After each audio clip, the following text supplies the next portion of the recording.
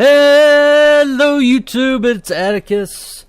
It's a better day, it's a good day. Went for a motorcycle ride, cleared my head, and I figured I would bring you guys a really cool game. So, we are playing one of the hardest matchups in the game, period. And any of you guys who know this game will probably agree that playing as the Wood Elves versus the High Elves is a really hard battle. It's a really uphill battle. So, yeah, we're going to try it out, and we're going to see if we're able to maybe, push through it with some skill, with some unique builds, and kind of see how it goes. So, yeah, for my lore choice, guys, we have Durthu, and yeah, for his spell loadout, we have the Manticore Summon and the Area of Effect debuff. I forget what it's called. See if it'll let me click on it. Durthu, the Curse of Anahir, yeah, so minus 26 melee attack, speed, and so on. Here in the center pocket, we have the Winter Heart Guard, the Unbreakable Eternal Guards. These guys will come in really good handy, being like the bodyguards of Durthu. For my front line, guys, we have a mixture of Dryads and Eternal Guards. So yeah, I'm just going a mass infantry kind of build here. Oh, hold on one second. Alright, sorry about that. So yeah, the idea is that High Elves have superior range. And what I mean by that is that their archers are 3 times cheaper than yours, and they could do almost as much range. So it's really hard to trade with the High Elves when it comes to that, especially when they have things like Lothar and Sea Guard and units that have shields. So I find it's better just to try to beat them in the infantry game. So yeah, you can see I don't have any archers, guys. We're just going straight up, just muscle. So we're bringing a bunch of Dryads. These guys have the Vanguard deployment. They have a physical resistance. We have the Eternal Guard with all of them having gold chevrons, guys. So I buffed these bad boys up, and you can see their combat stats are pretty decent. So 30, 55, yeah, and this armor piercing as well. They're definitely going to be able to beat spearmen units and things like that. Also, here in the back, guys, we have the Wardens of Cythriel. These guys have the armor sundering, anti-large, and yeah, they're just really beast. They'll be really good for any dragons, dragon princes, etc. And that's about it, guys. You can see I also have an eagle over here, 2 eagles actually, and these eagles are going to be trying to screen out for my opponent. So I thought I had 2 eagles. Maybe it's just 1 eagle this match. You can see I do have 1 unit of Glade Riders, Hagbane Tips, and yeah, I'm trying to shoot down his noble right here. So, and just 1 eagle. And you can see now for my opponent, sorry, I'm a little bit sloppy on this casting right here. A lot of things going on. We have the mighty Tyrion. So yeah, Tyrion versus Durthu. You would think with that fire sword of his that he would have fire damage, but he doesn't. Just 470 armor piercing damage.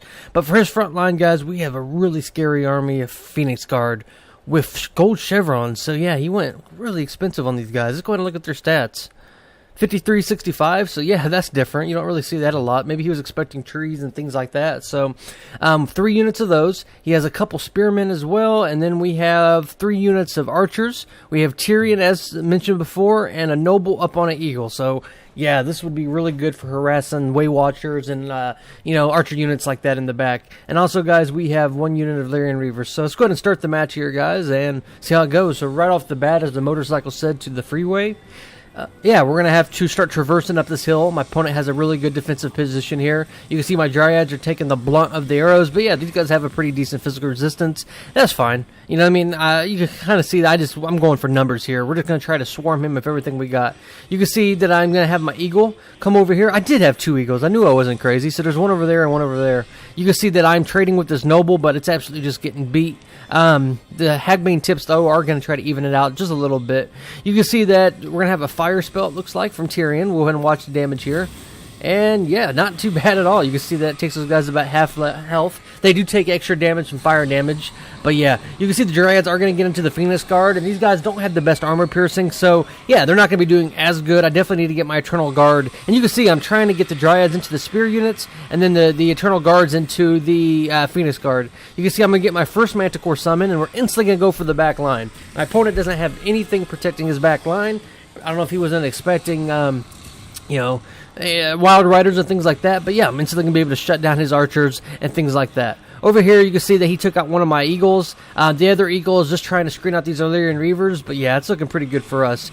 You can see that my opponent, I am going to cast a Sword of Durthu, which is going to lower the armor on those guys. And yeah, now we just have big mosh pits, guys. You can see the cool color scheme of my units, the Dryads, the Eternal Guards, all fighting amongst themselves. And it's going to be a long, grindy battle. You can see Durthu. I avoided the Phoenix Guard with Durthu, and I'm just going to send him into the spear units, especially with these Dryads. We're actually just going to crush through those guys pretty quickly. You can see the Manticore. I actually have 2 of them now. One over here fighting this archer unit. I'm going to get my second one over here. And yeah, now we've just shut down all his archer units for the most part. Balance of power, though, is pretty smack dab in the middle. You can see Tyrion is completely surrounded by these Dryads, but they have abyssal armor piercing, so he's not going to take any damage. But at least we're keeping him busy. You can see this eagle is still just chasing away these Illyrian Reavers, but yeah, guys, you can see we are going to start breaking some of his archer units. So yeah, that's going to give me a little bit of a balance of power lead. And you can see, yeah, the map, he's right here at the edge of the map, so when these guys rout, they'll probably just run off. So that's going to look really good for us. You can see Durthu is going to pimp slap another unit of spearmen. It's going to break those guys. It's going to allow me to send my masses, my horde of wood elves through, and hopefully get a rear surround. You can see these Phoenix Guard are just refusing to die. They've been fighting for a good 5 minutes and hardly taking any damage. So yeah, I mean, it's powerful, but you're just really limited on numbers. You can see we're going to get a nice rear charge on these guys, and I'm going to get the Curse of Anihir off, which is going to lower their guys' combat stats. So yeah, then now they're at like 25, 23. So yeah, they're going to take a lot more damage, and we'll be able to grind those guys out a little bit more effectively. Tyrion has taken hardly any damage at all by those Dryads. You can see that his noble has been dealing with my eagles the whole game. Since there's no archer units of my own, he doesn't really have a good use for them. And yeah, you can see this last unit of archers are getting absolutely just shredded by the Manticore. I love the Manticore. It's such a cool unit. You can see I'm trying to avoid dealing with the Phoenix Guard. I don't want to get singled out. Durthu hasn't taken hardly any damage, though, as well. And you can see I just have sheer numbers, guys. I mean, he's just completely surrounded. No matter how elite the Phoenix Guard are, when you have, they're fighting 4-on-1 pretty much, 5-on-1.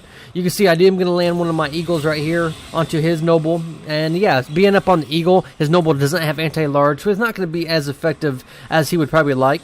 You can see these archer units are going to come back from routing. They're going to be able to start providing a little bit of overwatch into those Dryads. But yeah, I'm going to be able to do the same thing with my Hagbane tips. And yeah, now it's just a long, grindy fight, guys. And you can see that we're going to break these Phoenix Guard because we're getting that rear penalty. And that's going to open up a lot of my, my center pocket of troops right here to start just trying to come and to grind out these guys.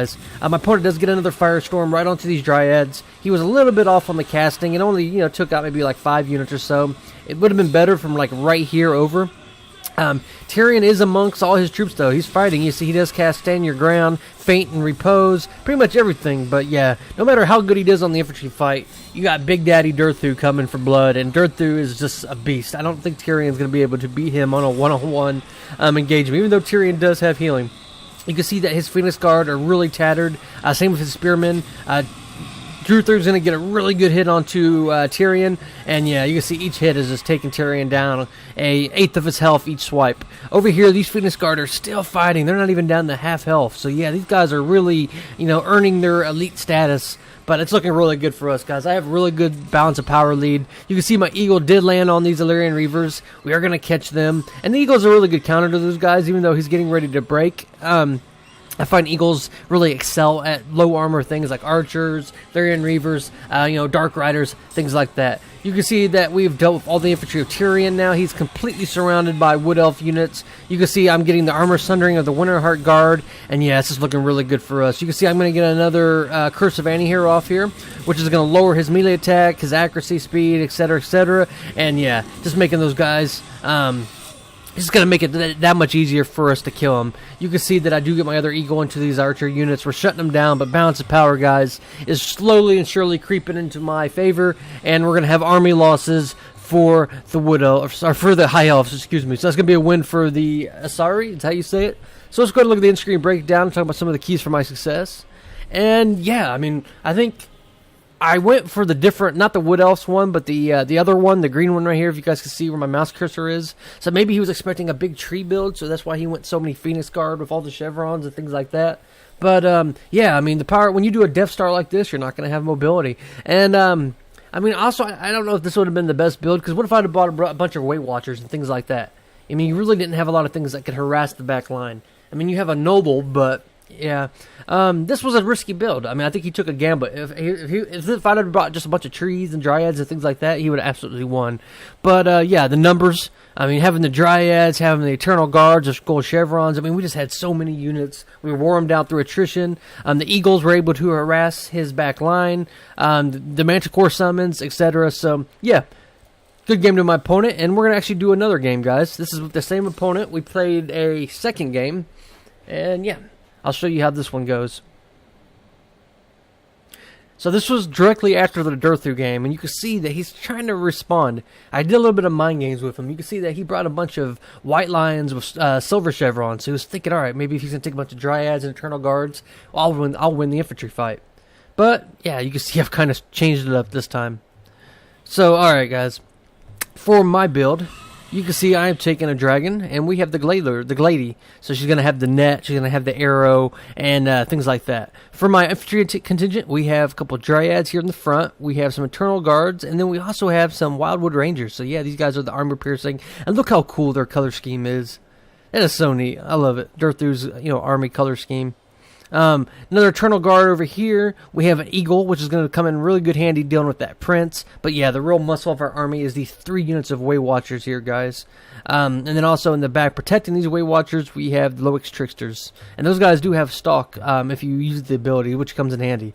For my opponent, I do believe he brings a princess. Is that who it is? Yeah, so we have a princess up on a star dragon. So yeah, we're going to have a battle of the dragons. She's also pretty much just like the Glady. She has the arrow, but she doesn't have a net.